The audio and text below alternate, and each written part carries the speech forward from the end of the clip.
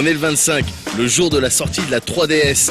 Du coup, je suis venu dans un quartier plutôt spécial, bien connu des gamers parisiens et des banlieusards, c'est Voltaire. Je suis venu ici simplement pour prendre la température pour voir si la 3DS a été bien accueillie ou si ça a été plutôt timide. On va voir ça tout de suite.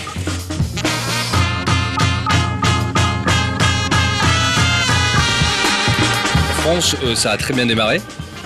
Grande surface, qu'on fait des opérations de malades dans les micro-manias, les chaînes spécialisées. Nous, ça a été un petit peu sur le boulevard, c'est un peu particulier. Ça a fonctionné.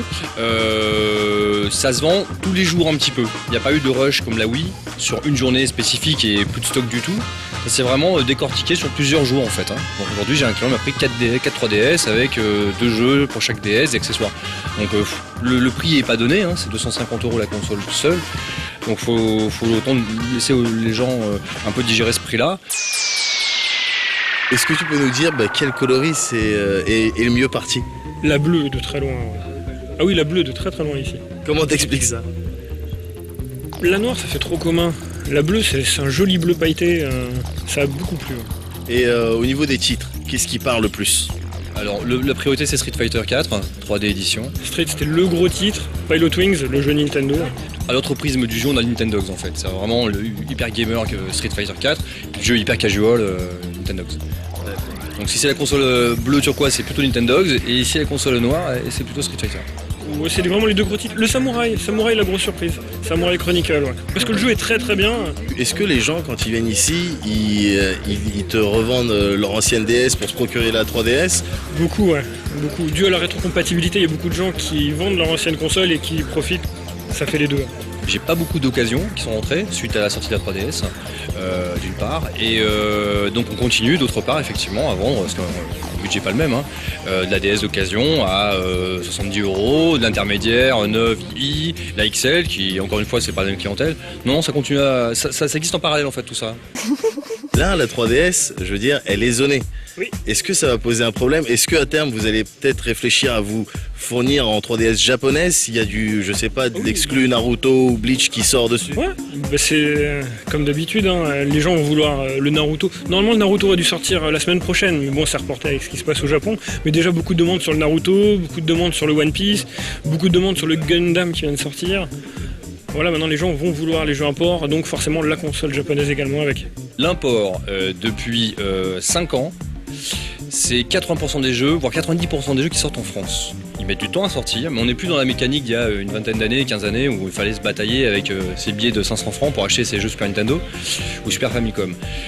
Donc s'il y a effectivement l'offre totale, voire quasi totale en France,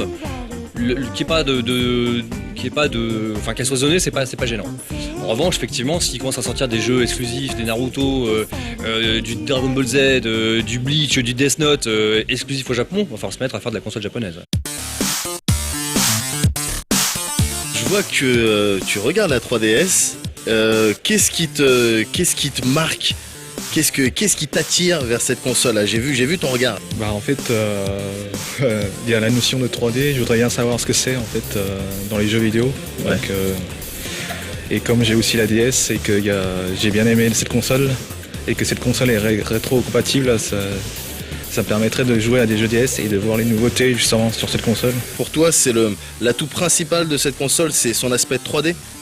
Non, c'est aussi le fait que c'est une console portable puissante et moi j'ai pas trop le temps de jouer à des jeux de console de salon en fait parce que je travaille et ça me permet de jouer au bureau tranquillement pendant l'heure de pause. T'es un joueur, n'est-ce pas? Ok. Occasionnel, oui. Voilà, j'ai envie que tu me parles de la 3DS. Le but quand j'achète une console comme ça, c'est tout de suite de voir à quoi va ressembler le jeu, c'est tout. Et d'un point de vue technique, tu en parlais, ça serait plus effectivement le passage de la 2D à la 3D. Voilà. Comment est-ce qu'on est le plus à l'aise dans ces cas-là? Et pour quel type de jeu? Parce que la 3D ne s'impose pas nécessairement pour tous les jeux, c'est tout. Maintenant, le Street Fighter, je trouve que c'est pas indispensable d'y jouer en 3D. Samurai Chronicles, on perd quand même beaucoup, je trouve, si on n'y joue pas en 3D. C'est un univers qui est très particulier, l'univers des samouraïs. Le Resident Evil, quand il sortira, moi je demande à voir ce que ça vaut en 3D.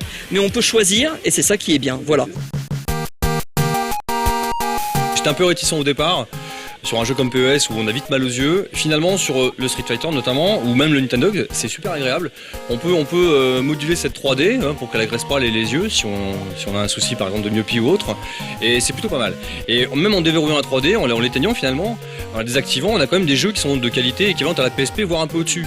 Donc on a quand même de très beaux jeux sur une toute petite portable. Donc ça reste intéressant, même sans forcément parler 3D. Et ben voilà, c'était Médoc sur le boulevard Voltaire concernant la sortie de la 3DS. Maintenant Alex, monte ça vite parce que ça passe dans 3 heures.